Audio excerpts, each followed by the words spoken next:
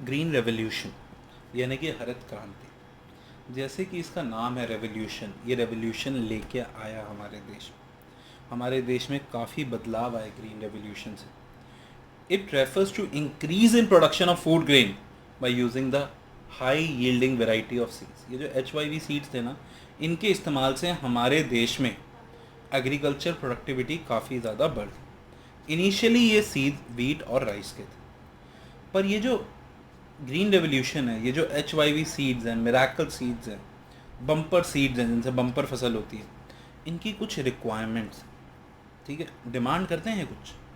Fertiliser चाहिए इन्हें ज़्यादा, पेस्टिसाइड चाहिए ज़्यादा, रिलायबल इरिगेशन फैसिलिटी चाहिए ज़्यादा, और फाइनेंशियल रिसोर्सेज चाहिए ज़्यादा। असल में देखो, ये सीड जो होते हैं ये मल्टीपल आउटपुट देता है एज़ कम्पेयर टू नॉर्मल देसी इंडियन सीड, ठीक है। तो जब बेसिकली जो हम फूड निकालते हैं प्लांट में से, वो प्लांट का फूड होता है, प्लांट ने ग्रो करा होता है वो वेजिटेबल को अपने लिए, ठीक है।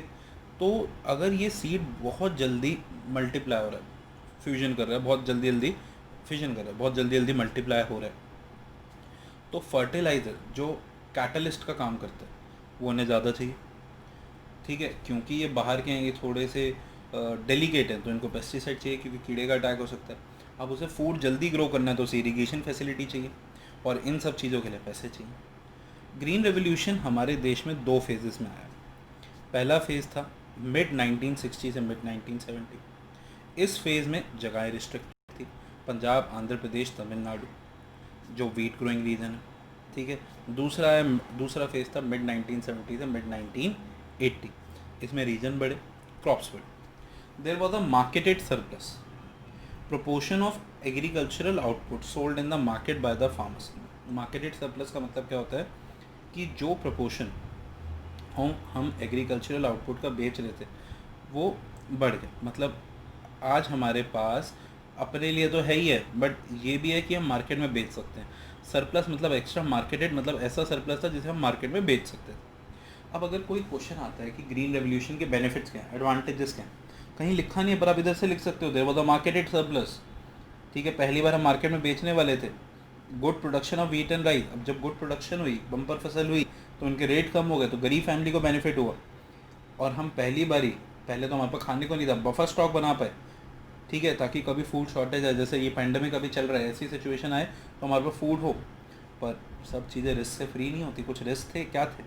It would increase disparity between small and big farmers. Rich farmer will become richer, poor farmer will become poorer. ये डिस्पैरिटीज़ के डर थे। High yielding variety crops were prone to attack of the pest, कीड़ा लगने का बहुत ज़्यादा डर था इनमें, ठीक है। But these risk does not come true, क्योंकि गवर्नमेंट ने काफ़ी स्टेप्स लिए। Government provided loans at a low interest rate of to small farmers. Pest attack was reduce by services rendered by research institute. तो ये दिक्कतें हुई, ठीक है। देखो, पहले डर था कि ये सीट सिर्फ अमीर फार्मर ले लेगा और अमीर फार्मर और अमीर हो जाएगा, पर गवर्नमेंट ने लोन दे दिया गरीब को कि भैया तू भी ले ले सीट, तू भी ज़्यादा प्रोडक्टिविटी कर, तू अमीर बन, ठीक है। का पेस्ट अटैक कर रहा था, हमारे रिसर्चर्स ने ऐसे पेस्टिसाइड बना दिए कि ये क्या कहते हैं, कीड़ा ना लगे। उन रिसर्चर्स को कोरोना की दवाई भी बना दे, भाई थैंक्स करेंगे हमने। Debate over subsidy. सब्सिडी क्या होती है? It is the proportion of expenditure incurred by the farmer which is born by the government, ठीक है। कॉस्ट ऑफ जो प्रोडक्ट होती है वो गवर्नमेंट बेयर कर लेती है। तो हमने हाई यील्डिंग वैरायटी सीड्स में, फर्टिलाइजर्स में और पेस्टिसाइड्स में सब्सिडी दी फार्मर को। पर कुछ इकोनॉमिस्ट कहने लगे कि ये सब्सिडी नहीं देनी चाहिए, मतलब अब इनिशियली दो, then it should be phased out. पर subsidy benefit more to prosperous farmer and fertiliser industry. उन्होंने कहा भैया जो अमीर फार्मर है उसी को फ़ायदा हो रहा है, उसको और सस्ता मिल जा रहा है, वो और ज़्यादा बेनिफिट कर ले रहा है, पहले वो जितना कमा रहा था उससे अधिक कमा रहा है। फर्टिलाइज़र इंडस्ट्री को ये फ़ायदा हो गया, सब सस्ता हो गया, ज़्यादा फर्टिलाइज़र बिकने लगा, उसे तो पैसे पूरे मिल रहे। क्योंकि अगर सरकार सब्सिडी देती है तो अगर मान लो एक चीज़ 100 रुपये की, सरकार कहती है इसे 50 में बेचो, तो बाकी के 50 सरकार देती है। पर क्योंकि वो 100 वाली चीज़ आगे फार्मर को 50 की मिल रही है तो वो ज़्यादा लेता है, तो उसकी तो सेल बढ़ गई। Some believe subsidy should continue as agriculture is a risky business. देखो ना यार, इससे ज़्यादा रिस्की क्या होगा?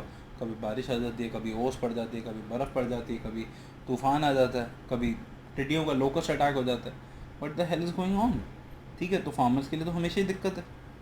फिर एक बात कही जाती है, prices are signal, prices are signal. हाँ, ये बात बिल्कुल परम सत्य है, as per economist prices are signal. अब ये सब्सिडी से रिलेटेड है। अब ये सब्सिडी से कैसे रिलेटेड है? क्योंकि देखो, अगर एक चीज़ का प्राइस बढ़ता है, ज़्यादा होता है, मतलब इसकी अवेलेबिलिटी में कमी है।